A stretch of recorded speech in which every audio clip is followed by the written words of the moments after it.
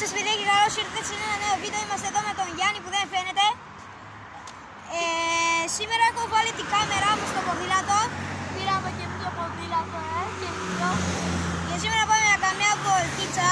Πάμε να κατεβούμε σκαλοπάτια από εκεί. Σιγά να τα κατεβαίνω. Δεν ακούω, απέναντι.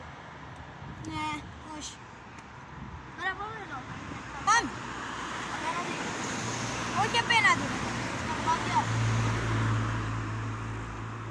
Αν πάω για σκαλοπάτια με τραβάς και με ένα βίντεο επειδή θα μου πέσει το κινητό. Εντάξει, πάμε. Αλλά θα πάμε.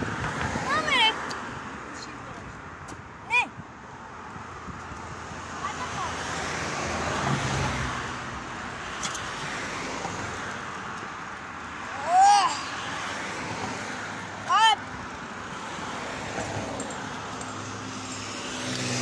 Το κινητό μου είναι έτοιμο να πέσει. Πάμε. Έλα. Τσίπη. Σκεμάλια αυτά. Λέτα είναι κλειστή παντού.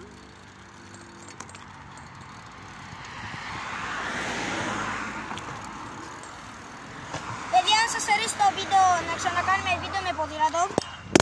Και έπεσε το κινητό μου. Και έπεσε το κινητό μου.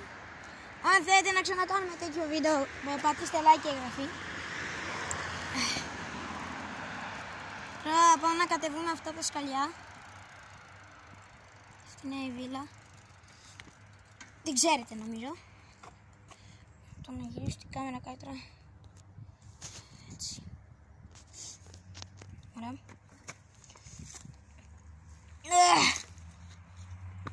Έλα! Αμάν. Έλα Γιάννη!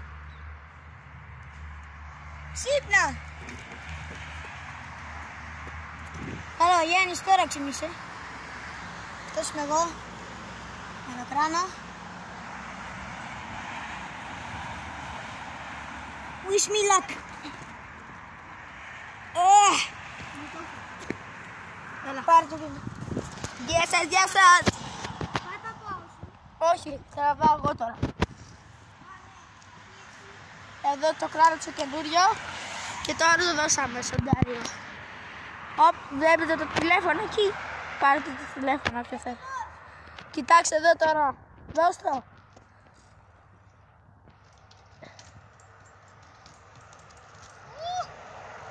Ωραία. Γίνεται κάπου να το βάλουμε. Δεν ξέρω.